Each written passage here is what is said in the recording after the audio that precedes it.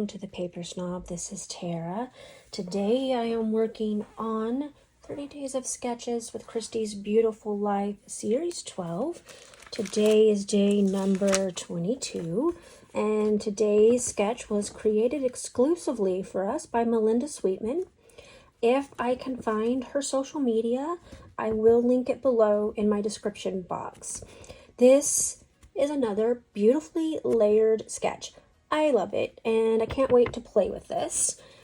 So I am going to set that up on my shelf so that I can look at it as I work. I have my bingo card, and I'm running out of spots, as you can see, which is great. I am going to be marking off vellum from my bingo card today because I did bring in some vellum to play with. I am going to be scrapbooking this older photo of me. This is me, the little blondie, holding my cousin, who is a couple of years younger than I am. I think she's 3 years. I think I'm 3 years old in this photo, and she's about 6 months. And I'm holding her in this photo. We were always such good pals growing up, and we're still good pals. I don't want to make it sound like we're not, but she does live pretty far away and always has. Growing up, she lived in a different state than I did, so we didn't get to see her as often as I did some of the local cousins I had, but we were always great friends, and it's been fun growing up with her and enjoying her. Anyway, because I'm wearing red, white, and blue in this picture, I pulled stuff from my patriotic themed. I have little drawers for some of my themed items, and I have one for patriotic 4th of July stuff. So I pulled from it. I pulled non-4th of July items. These flowers.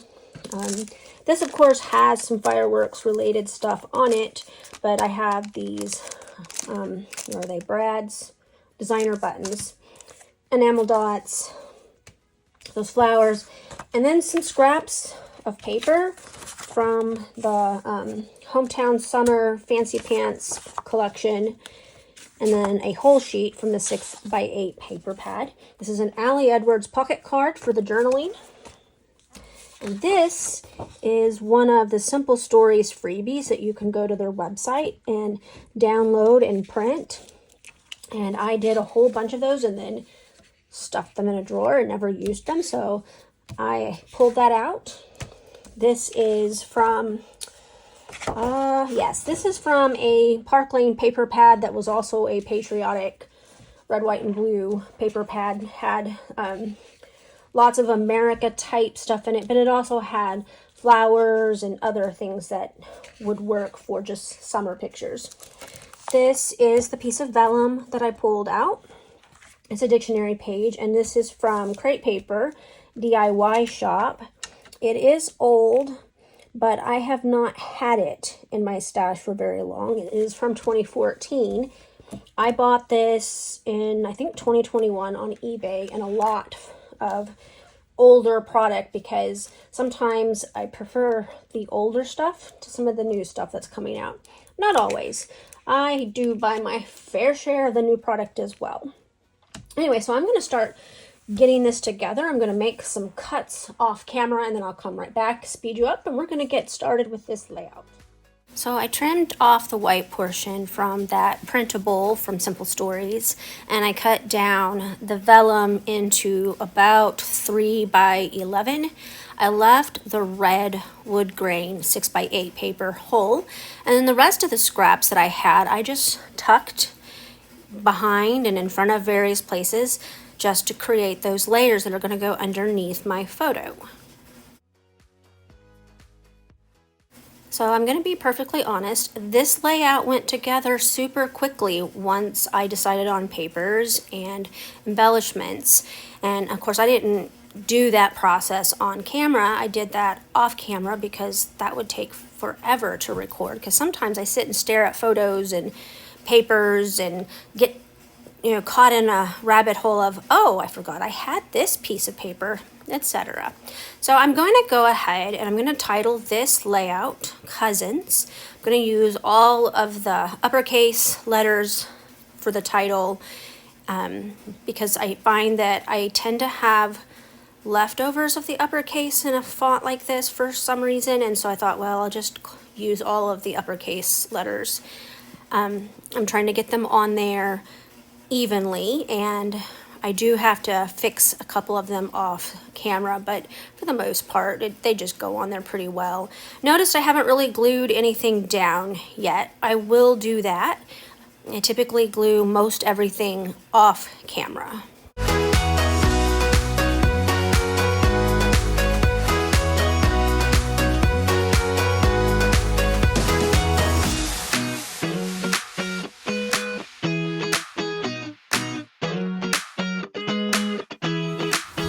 I'm going to use the decorative buttons as centers for my flowers on the layout.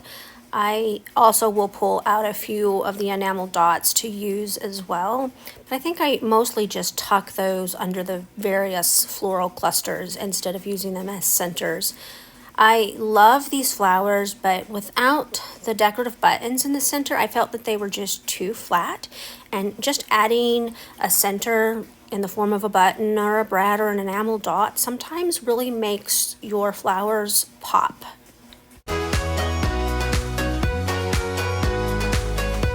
So now I'm just randomly adding the various enamel dots, and again, nothing is glued down, but I'm using these enamel dots as kind of placeholders until I shut the camera off and glue things down. This way I know exactly where my flower embellishments were. Alright, so I got everything glued down off camera and added my enamel dots, of course. I did that on camera, but I did that before gluing things down because it made it a placeholder so that when I removed my ephemera pieces, I would be able to know where to put them. I did go ahead and add 2 wooden buttons that I didn't show you at the beginning of the video. Those are from Hip Kit, and I have been trying to bash that set for months, and that was the last 2, so those are gone. Yay me. I glued all of the layers down. I just used my Scotch adhesive glue for that. And so now I'm going to use my Uncharted Mariner, and I'm going to add some splatters, which is why there are pieces of packaging on top of my photo, as well as on top of this journaling journaling block, which will remain empty for right now because I'm waiting for my aunt to get back to me on some info about the photo, because all I know is who is in it and approximately the year, because I know how old I am and I know how old my cousin is in the photo. So I'm going to go ahead and add these splatters, and I want to thank you so much for stopping by my channel today. I appreciate it when you guys like and comment and or subscribe to my channel. This lets YouTube know that my content is something that you want to see, and it does bring a little bit more traffic to my channel, so I definitely appreciate you very, very much. Don't feel obligated to leave a comment on every video, but if you do have comments, please drop them below and I will get back to you with an answer as quickly as possible. I did notice here yesterday that I had a whole bunch of comments that I never got notifications for, and I did promptly answer every single one of them. And I felt bad because some of them were several weeks old, and I don't like to do that. But I do appreciate those of you who have left them, and I hope that you're patient with me as I get back to you.